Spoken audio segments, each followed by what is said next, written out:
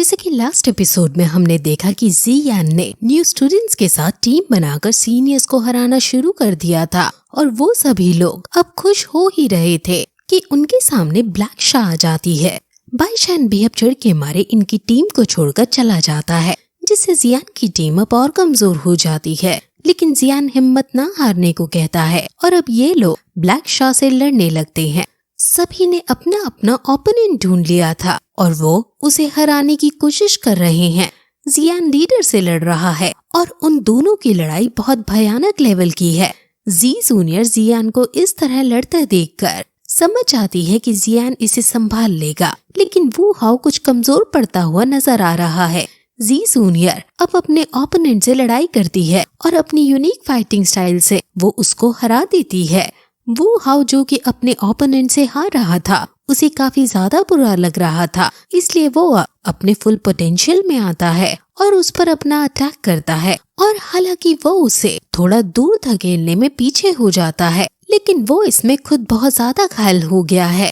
उसके खुद के मुंह से खून निकलने लगता है और अब ओपोनेंट वू हाओ की कमजोर हालत देखकर उस पर कई सारे हथियार एक साथ छोड़ देता है। और वू हाओ को ये लगने ही वाले थे कि तभी जी जूनियर वहाँ आकर उसे बचा लेती है और ओपोनेंट से कहती है कि अब मैं तुमसे लड़ूंगी।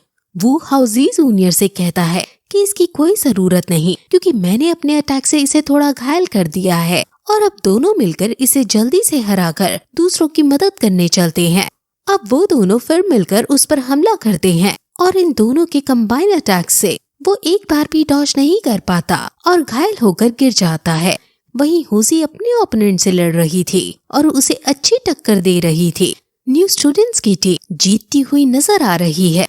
वहीं जियान भी लीडर को अच्छी टक्कर देकर उसे हार की तरफ ले जा रहा है और वो अब उसके आर्मर को भी तोड़ देने में कामयाब हो जाता है। वो जियान के ब्लू हेवनली फ्लेम को देखकर हैरान है और आसपास भी वो अपने लोगों को हारता हुआ देखता है और वो समझ जाता है कि वो इनसे अंत में हारेंगे ही, इसलिए वो अब अपनी हार मान लेता है। सभी न्यू स्टूडेंट्स काफी खुश हो जाते हैं और जी जूनियर जियान के पास आकर उससे पूछती है कि कहीं उसे चोट तो नहीं लगी, जिस पर अब ब्लैक शा का कैप्टन कहता है कि इतने भी तुम खुश मत हो, क्योंकि अभी लू हाओ जो कि व्हाइट शा का कैप्टन है वो बचा है और फॉरेस्ट से बाहर निकलने के रास्ते में तुम्हारा मुकाबला उससे होने वाला है। कल फायर हंटिंग टूर्नामेंट का लास्ट डे है और तुम उससे कैसे बचोगे।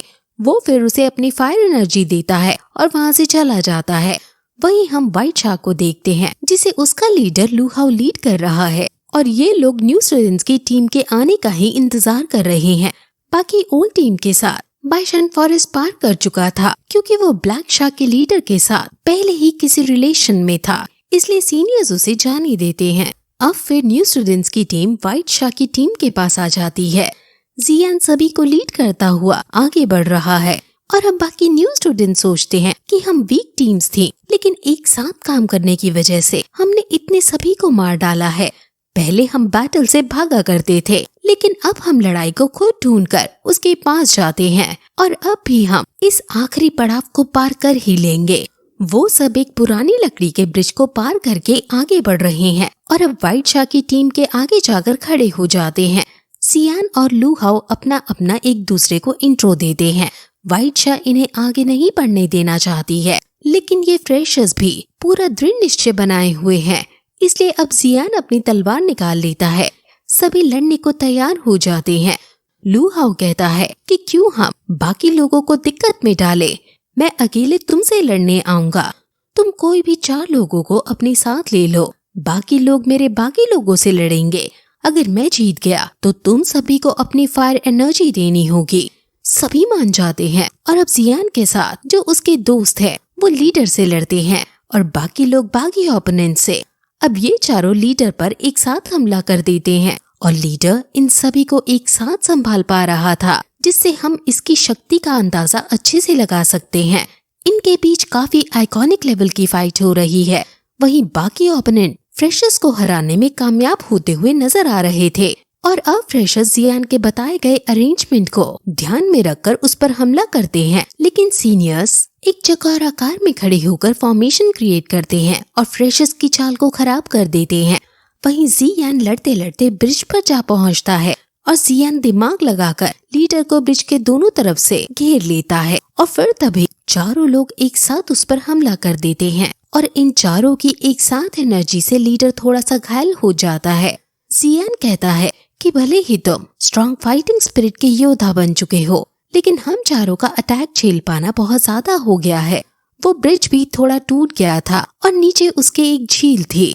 लीडर के पास आइस एट्रीब्यूट की पावर है और वो इसका फायदा समझ जाता है और तुरंत ब्रिज तोड़कर अपने साथ सभी को नीचे गिरा देता है।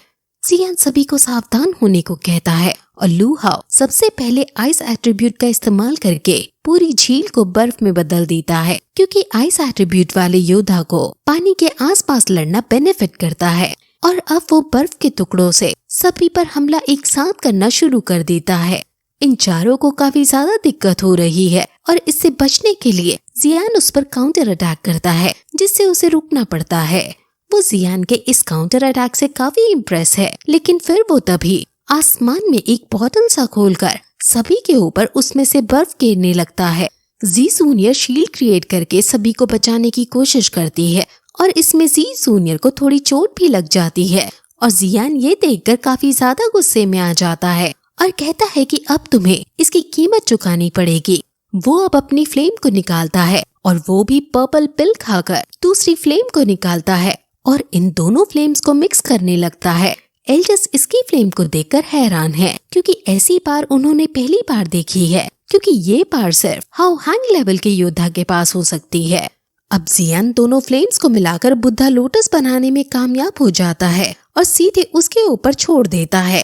लीडर भी उससे बचने के लिए अपनी पावर छोड़ता है और दोनों का अटैक एक दूसरे से टकराता है, लेकिन लीडर हार जाता है और उसको ये अटैक लगने ही वाला था कि तभी वहाँ एल्डर आकर अपनी शील्ड क्रिएट करके उसे बचा लेता है और अब जियान की टीम को विनर घोषित कर देता है।